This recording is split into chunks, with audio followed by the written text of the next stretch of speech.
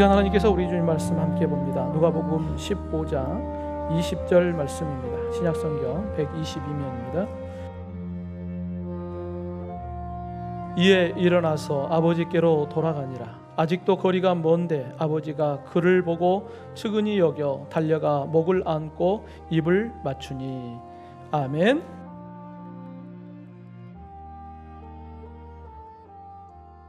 오늘은 삼위일체 주일입니다. 성삼위 하나님께서 함께 일하시고 하나 되어서 하나님의 사역들을 이루어 가신 것처럼 우리 교회 공동체도 하나 되어서 하나님의 선한 일들을 함께 이루어갈 수 있기를 주님의 이름으로 축원합니다.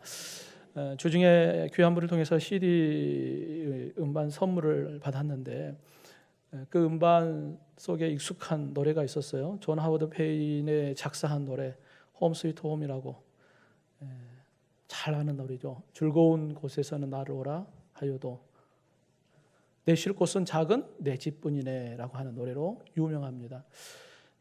여러분 5월 가정의 달을 우리가 이렇게 보내면서 가정의 소중함을 노래하는 아름다운 가사이다 라고 하는 생각을 해봅니다. 1852년 4월 10일 이 알제리에서 죽었고 튀니지에서 매장이 되었는데 31년이 흐르고 난 이후에 미국에서 이 존 하워드 페인의 시신을 이장해 옵니다. 그때 국가에서 군함을 보내서 그 시신을 이장해 오는데 그때 뉴욕에 도착할 때 수많은 국민들, 대통령을 비롯한 고위 관리들도 다 모여서 그를 추모했다고 그래요. 그게 뭐 국가를 위해서 위대한 일을 한 인물은 아니지만 그가 노래했던 그 가사의 내용이 가정과 나라의 소중함을 국민들에게 일깨워 줬기 때문에 대통령부터 모든 국민들이 그를 추모했던 일입니다. 여러분 최초의 가정 공동체는 누가 만드셨어요? 가정 공동체는 하나님이 만드셨어요. 아담과 하와를 통하여 최초의 가정 공동체를 하나님께서 만드셨습니다. 그리고 그 가정 공동체가 하나님을 믿는 믿음 안에서 아름답게 세워져 가기를 원하는 게 하나님의 마음이죠. 여러분 5월을 우리가 이제 마지막 주일을 보내면서 우리 믿음의 성도들의 가정마다 하나님이 주시는 은혜 안에서 믿음의 가정으로 행복한 가정으로 세워져 가기를 주님의 이름으로 축원합니다. 여러분 오늘 한 가정의 이야기를 함께 보려고 합니다. 우리가 잘 아는 탕자의 비유라고 하는 제목으로 우리에게 알려진 내용입니다. 탕자의 비유, 꼭 이 내용의 주인공이 탕자라고 우리가 생각을 하는데 이 본문의 내용의 주인공은 탕자가 아니죠. 여러분 누가복음 15장에는 예수님의 세 가지의 비유가 기록되어 있습니다. 첫 번째 비유는 100마리의 양을 갖고 있는데 한 마리의 양을 잃어버렸던 목자가 그 한 마리의 양을 찾으러 나아가서 그 한 마리를 찾았을 때 어깨에 메고 돌아와 기쁨을 나누는 목자의 심정에 대한 이야기를 하고 있습니다. 두 번째 내용은 10 드라크마를 갖고 있는 한 여인이 집안에서 한 드라크마를 잊어버려요. 그래서 이 드라크마를 찾을 때에 큰 기쁨을 얻는 여인의 이야기입니다.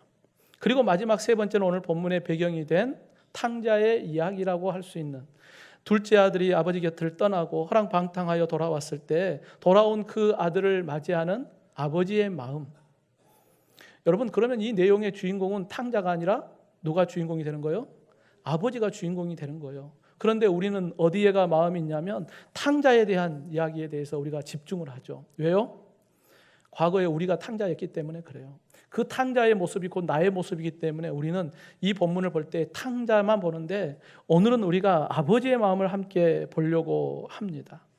여러분 5월 가정의 달을 우리가 생각해 보면서 부모님의 마음도 우리가 또 좀 더 생각해 보고 무엇보다도 영의 아버지신 하나님의 마음은 어떠할까? 여러분 아버지의 마음, 하나님의 마음, 그 마음을 오늘도 깊이 좀 묵상하는 시간이 되기를 간절히 원합니다. 먼저 탕자를 향한 하나님의 마음은 불쌍히 여기는 마음이었어요. 여러분 과거에 이제 사람이 태어나면 그곳에서 오랫동안 머물러 살아요. 같은 성씨를 가진 사람들이 부락을 이루면서 살았죠. 그러니까 그 부락에서 태어나면 어떤 사람은 그냥 평생 거기서 살다가 그냥 죽음을 맞이하는 분들도 많았겠죠. 어찌 생각해 보면 참 답답하죠. 한 곳에서 태어나서 그곳에만 머물다가 그냥 그렇게 가는 세상이었으니까. 이 답답함에 한 청년의 도전기가 있습니다.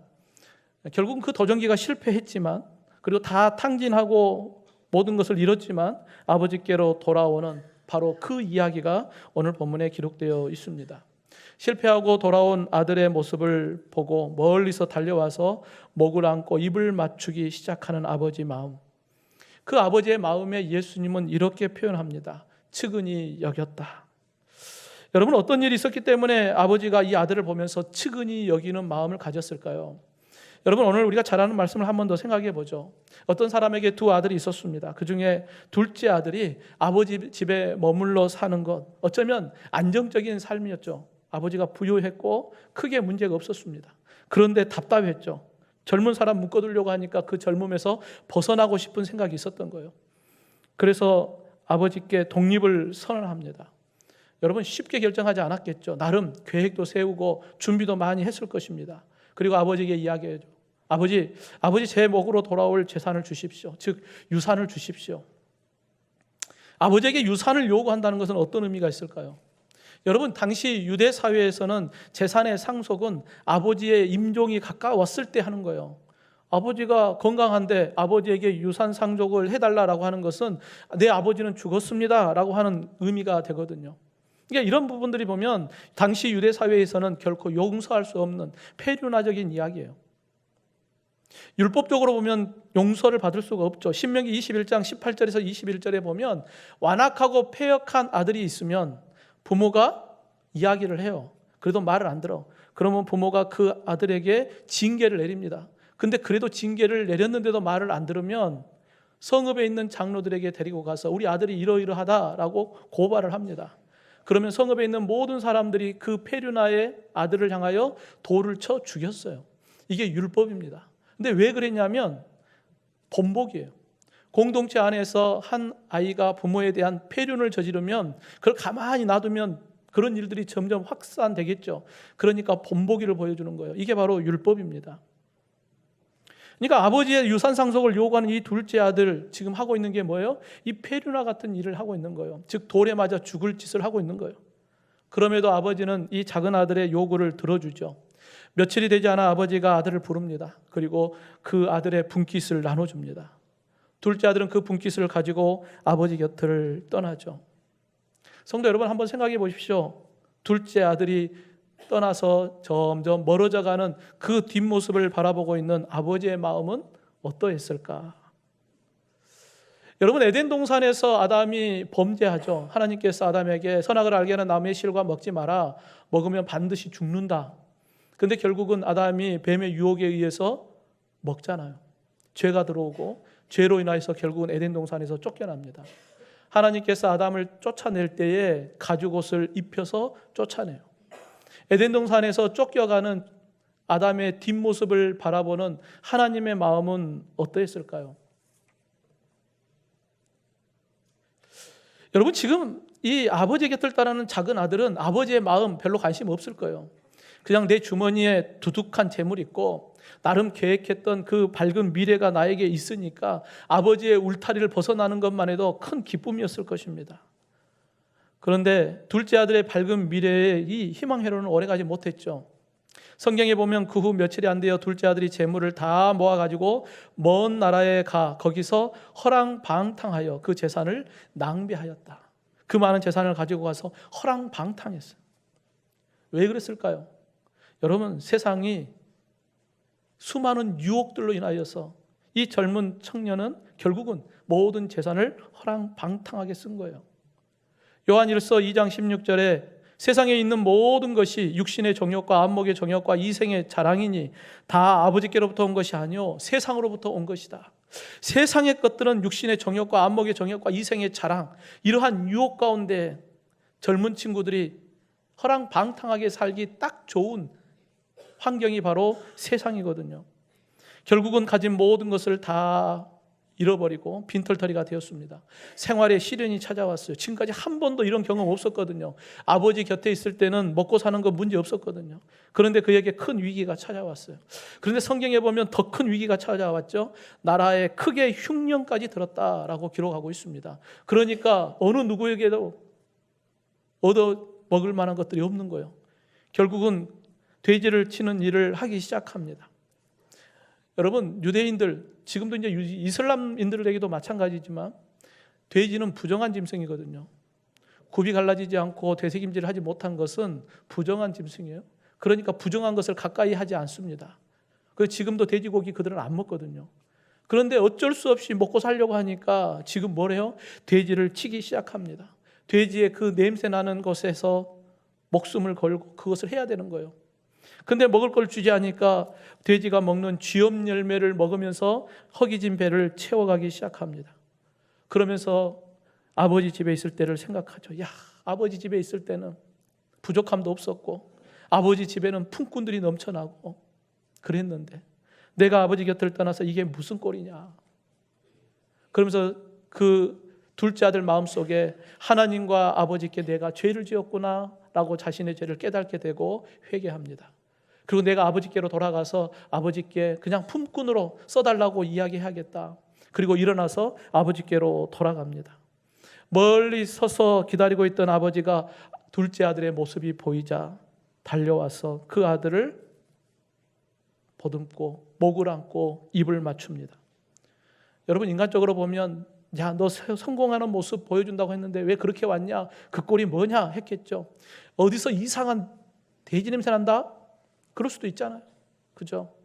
그런데 아버지는 그걸 묻지 않아요. 그냥 아들에게 달려가서 목을 껴안고 입을 맞추고 반가워하며 기뻐합니다. 여러분, 이때 아들을 향한 아버지의 마음 측은히 여겨요. 여러분, 측은히 여기다라고 하는 말은 원어로 보면 불쌍히 여겼다는 거예요. 아들 꼬라지를 보니까 불쌍히 여길만 하잖아요. 그렇지 않습니까?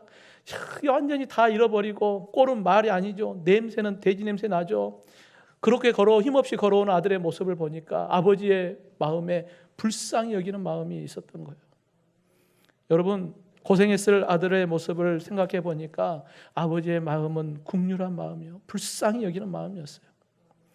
여러분, 오늘 예배하는 저와 여러분, 하나님께서 우리의 모습을 볼 때 어떤 모습이었을까요? 아담의 에덴 동산에서 쫓겨났고 그 아담의 원죄를 가지고 태어나는 모든 사람들은 하나님 보시기에 다 죄인인데 하나님의 곁을 떠난 그 모든 사람들을 볼 때 하나님의 마음은 어떠한 마음이었을까? 여러분, 영양분을 공급받아야 할 나뭇가지가 원가지에서 끊어져 버리면 그 나뭇가지는 곧 말라버리거든요. 그 모습을 하나님께서 보실 때 어떤 모습이었을까?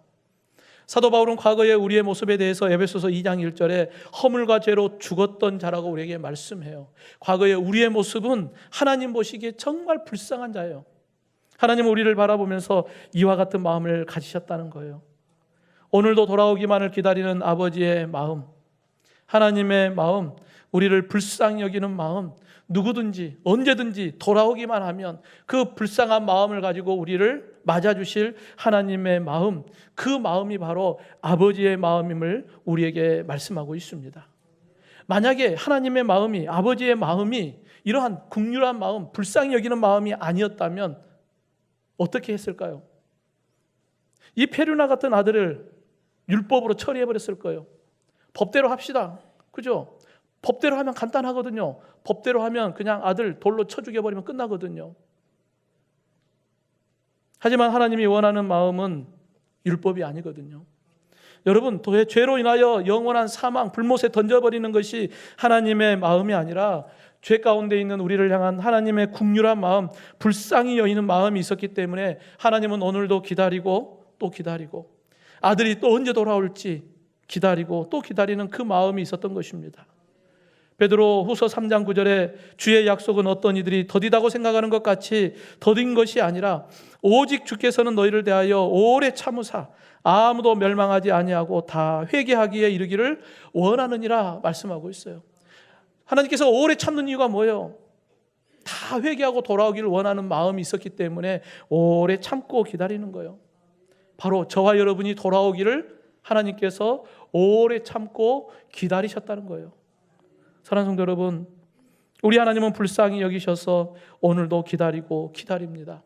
그 마음을 아는 우리도 하나님의 마음을 닮아서 잃어버린 영혼들이 주께로 돌아올 수 있도록 그들을 위하여 기도하고 그들을 품고 그들을 기다려주는 저와 여러분이 되기를 주님의 이름으로 축원합니다. 또한 탕자를 향한 하나님의 마음은 한없는 사랑의 마음이에요. 여러분, 둘째 아들이 세상에서 실패한 이유가 뭐예요? 아버지 곁을 떠났기 때문에 실패한 거예요. 당시 아버지의 곁을 떠났던 아들의 뒷모습을 바라보았던 아버지의 마음. 우리가 마태복음 10장에 보면 예수님께서 12명의 제자들을 전도 파송을 하거든요. 그때 예수님께서 이 제자들의 뒷모습을 보면서 이렇게 말씀해요. 보라, 내가 너희를 보냄이 양을 이리 가운데 보낸것 같도다. 쟤네들을 세상으로 보내는 게 마치 힘없는 양을 늑대들이 도살리는 그곳으로 보내는 것 같다. 예수님은 그렇게 말씀하시거든요. 아버지의 마음도 똑같은 마음이었을 거예요. 항상 내 품에 끼고 있었던 이 아들을 보낼 때에 저 아들이 이 험한 세상 가운데 살아갈 수 있을까? 하루도 마음 편하게 잠을 이루지 못했을 거예요. 아들이 돌아오기를, 아들이 잘 있을까? 소식이 들려오지 않으니 답답하기도 하겠지만 매일매일 아들이 떠났던 그 길을 나가서 살피고 또 살폈을 것입니다. 성경에 보면 죽었던 아들이 돌아왔다고 기록하거든요. 아들이 죽었다라고 했는데 그 아들이 돌아온 거예요. 살아서 돌아온 거죠. 여러분, 이 아들이 돌아올 때 아버지는 아무것도 묻지 않고 달려가서 목을 안고 입을 맞춥니다. 여러분, 이 입을 맞춘다는 것은 두 가지의 의미가 있어요. 하나는 사랑의 표현입니다. 아들을 향한 아버지의 마음은 사랑이에요. 아버지의 사랑은 재산을 다 탕진한 것, 그것과 비교할 수 없는 더 큰 사랑이 있었어요. 아버지의 사랑은 비록 고약한 돼지친 냄새가 난다 할지라도 아버지의 사랑은 그것이 별 문제가 되지 않았어요. 오히려 아버지의 사랑이 크기에 그 고약한 냄새를 가지고 돌아오는 아들을 목을 안고 품고 입을 맞춰주는 것입니다. 또한 이 사랑의 입맞춤은 어떤 의미가 있어요? 회복의 의미가 있습니다. 아들은 아버지께로 돌아가서 아버지, 나를 품꾼 하나로 써주십시오, 그렇게 부탁하려고 갔거든요. 그런데 아버지는 아들에게 입을 맞추는 거예요. 이것은 곧 너는 영원히 내 아들이야, 너는 내 것이야 라고 하는 의미가 있는 것입니다. 아들의 신분을 회복시켜줘요. 여러분, 모세의 율법은 돌로 쳐 죽이는 것입니다. 하지만 아버지의 사랑은 잃었던 아들을 살리는 복음인 것입니다. 오늘도 우리를 사랑하시는 하나님은 독생자 예수 그리스도를 십자가의 대속의 제물로 내어주시기까지 우리를 사랑하는데 적극적으로 사랑하셔요. 우리를 위하여서 하나님은 자신의 아들을 아낌없이 적극적으로 우리를 사랑하셔서 우리를 구원하여 주시는 게 우리 하나님의 마음입니다. 성도 여러분, 우리를 향한 하나님의 사랑이 얼마나 크고 놀랍습니까? 여러분, 과거에 우리의 모습은 어떤 모습이에요? 죄의 종이었죠. 사단의 자식이었죠. 하나님과의 관계는 원수 관계였죠. 하나님의 심판의 대상이었죠. 영원한 불못 심판에 던져질 자였죠. 영원한 사망자였어요. 그게 과거의 우리의 모습입니다. 근데 하나님은 독생자 예수님을 우리에게 보내주셨고 예수님의 십자가의 대속의 은혜 안에서 우리를 구원해 주셨어요. 이제 우리는 하나님과 우리의 관계는 어떤 관계예요? 하나님과 우리의 관계는 아버지와 아들의 관계예요. 우리가 의로운 자가 되었고 하나님의 자녀가 되었고 영원한 생명을 얻게 되었고 영원한 하나님의 나라 천국의 소망을 두게 되었고 영원한 하나님의 나라 그 영광을 누리게 되었음을 여러분 믿으시길 주님의 이름으로 축원합니다. 이게 다 하나님의 사랑 가운데 있는 거예요. 이게 바로 하나님의 마음입니다. 사랑하는 성도 여러분, 우리가 하나님의 사랑을 알고 하나님의 마음을 알면 우리가 어떤 삶을 살아가기를 원하겠습니까? 요한복음 13장 34절에 새 계명을 너희에게 주노니 서로 사랑하라. 내가 너희를 사랑한 것 같이 너희도 서로 사랑하라. 이게 하나님의 마음이요, 아버지의 마음인 것입니다. 그러기에 이제 우리가 하나님의 마음을 알고 하나님의 그 사랑을 받았으니까 이제 우리도 적극적으로 하나님의 사랑을 해야죠. 하나님이 나를 위하여 적극적으로 사랑한 것처럼 우리도 하나님을 적극적으로 사랑하고 하나님께서 사랑하는 많은 생명들을 적극적으로 사랑하는 것이 하나님의 마음을 아는 자의 모습 아니겠습니까? 하나님의 마음을 알아 우리도 사랑하며 사는 저와 여러분이 되기를 주님의 이름으로 축원합니다. 마지막으로 탕자였던 우리도 이제 하나님을 기쁘게 하는 삶을 사는 거예요. 여러분, 우리가 하나님의 마음을 알면 이제 하나님을 기쁘게 드리는 삶을 살아야 하지 않겠습니까? 자녀들이 가족 사진을 이렇게 찍었던 가족 사진을 보면서 큰아이가 묻습니다. 아빠, 가족 사진을 찍는데 왜 아빠는 없어? 우리 있을 때 아빠 어디 간 거야? 여러분, 아빠 어디 있었을까요? 사진 찍죠. 가족 사진 찍는데 아빠가 사진을 찍어줘야 되잖아요. 그러니까 가족 사진 찍으면 아빠가 없는 거예요. 근데 아들은 그걸 아빠의 마음을 모르고 우리 가족 사진 찍을 때 아빠는 어디 갔길래 우리 어렸을 때 우리를 두고 어디 갔었냐고 하면 아빠는 참 섭섭하겠죠. 여러분, 아버지 곁을 떠났던 둘째 아들은 아버지의 마음을 누구보다도 이제 잘 알게 되었잖아요. 그죠? 아버지가 나를 얼마나 사랑하는지. 이 작은 아들은 절대 아버지를 떠나지 않았을 거예요. 오히려 더 아버지께 잘했을 것입니다. 그런데 집안에 또 다른 탕자가 있어요. 바로 큰 아들입니다. 죽었다가 다시 살아온 작은 아들을 위하여 아버지는 큰 기쁨이 가득했어요. 종들에게 이야기합니다. 야, 가장 좋은 옷을 입혀라. 손에 가락지를 끼워라. 신발을 신겨라. 그리고 살찐 송아지를 잡아서 야, 잔치하자. 아버지는 얼마나 크게 기뻤겠습니까? 죽었던 아들이 살아 돌아왔으니까 그것보다 더 기쁜 게 어디 있겠어요?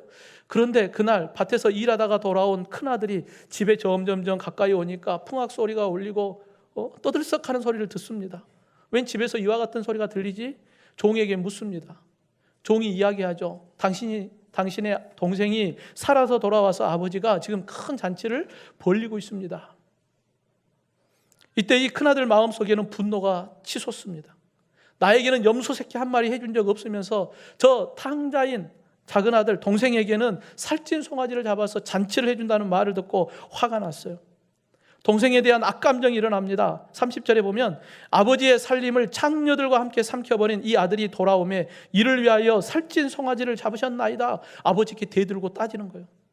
장녀와 함께 모든 재산 다 탕진하고 돌아온 저 나쁜 놈을 어떻게 용서하고 어떻게 그를 위하여 송아지를 잡아줄 수 있습니까? 나한테는 염소 새끼 한 마리도 안 잡아준 아버지 그럴 수 있습니까? 아버지를 향하여 섭섭함이 있어서 분노하기 시작합니다. 여러분, 우리가 이 큰아들의 마음을 생각해 보면 이해되잖아요. 그죠? 아버지, 큰아들 입장에서 봤을 때는 아주 섭섭할 수 있죠. 그렇게 열심히 아버지 곁에서 열심히 아버지를 섬겼는데 왜 나에게는 아무것도 해주지 않는가라고 하는 그러한 마음도 있었을 것입니다. 그런데 지금 큰아들은 누구의 마음을 알지 못해요? 아버지의 마음을 지금 알지 못하고 있는 거예요. 오히려 집을 떠났다가 돌아온 둘째 아들은 아버지의 마음이 이제 보이기 시작한 거예요. 그런데 언제든지 아버지 곁에 있다고 생각했던 큰아들은, 누구보다도 아버지의 마음을 잘 안다고 생각했던 큰아들은 오히려 아버지의 마음을 알지 못했어요. 오히려 아버지의 마음을 더 아프게 하고 있는 것입니다. 성도 여러분, 교회 안에 누구보다도 하나님을 잘 아는 사람이 누구겠습니까? 아무래도 신앙생활 오래 한 사람이 하나님의 마음을 더 많이 알지 않겠습니까? 그런데 하나님의 마음을 잘 안다고 생각하는데 그러지 못할 수도 있다는 거예요. 오히려 제가 탕자가 될 수도 있는 거예요. 하나님을 잘 안다고 생각했는데 오히려 그것이 하나님의 마음이 아니라 내 마음일 수 있고, 하나님을 기쁘게 해드리는 것이 아니라 하나님의 마음을 아프게 해드릴 수도 있다는 거예요. 그렇기 때문에 우리가 하나님의 마음을 안다는 것이 매우 중요합니다. 큰아들이 아버지와 함께 늘 동행하기는 하지만 아버지의 마음을 모르니까 아버지의 마음을 더 아프게 하는 그러한 탕자와 같은 모습이 큰아들의 모습이 되어버렸거든요. 여러분, 만약에 큰아들이 아버지의 마음을 잘 알았더라면 어떻게 했을까요?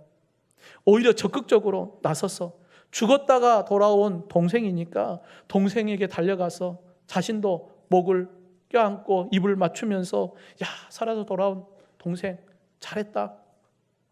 그러면서 함께 잔치를 하고 즐거워했다. 그러면 아주 멋진 이야기가 되지 않겠습니까? 성도 여러분, 우리가 하나님과 함께 동행하며 하나님의 마음을 알고 하나님의 뜻을 잘 알아간다는 것 매우 중요합니다. 그러기에 오늘도 우리는 이 예배 자리에서 하나님의 마음을 알고 하나님의 뜻을 아는 것입니다. 오늘도 우리가 하나님의 말씀을 읽고 듣고 묵상하면서 하나님의 마음이 어디에 있는가, 하나님의 뜻이 무엇인가를 우리가 깊이 깨달아 아는 것이 매우 중요합니다. 여러분, 아버지여, 만일 아버지의 뜻이거든 이 잔을 내게서 옮기시옵소서.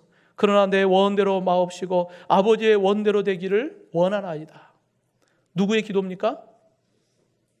누구의 기도죠? 예수님의 기도입니다.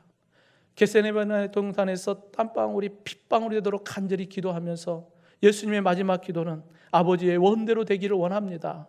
그리고 예수님은 십자가의 대속의 제물이 되어주셨어요. 그게 바로 하나님의 뜻이었기 때문에 그래요.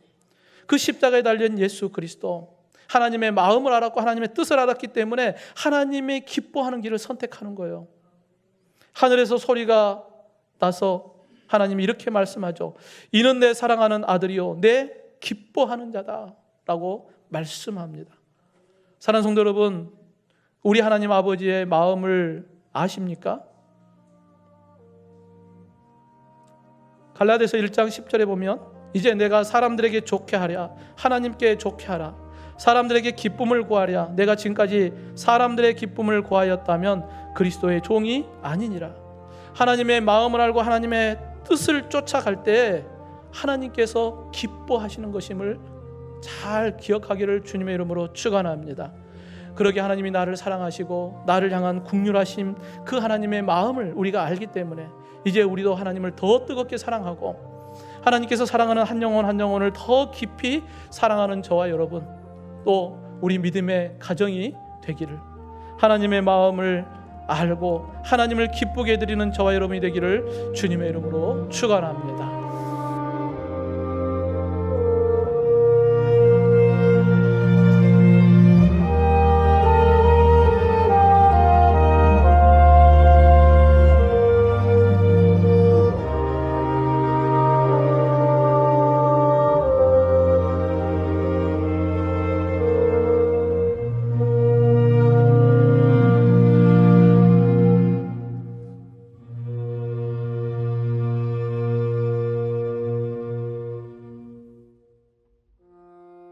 이에 일어나서 아버지께로 돌아가니라. 아직도 거리가 먼데 아버지가 그를 보고 측은히 여겨 달려가 목을 안고 입을 맞추니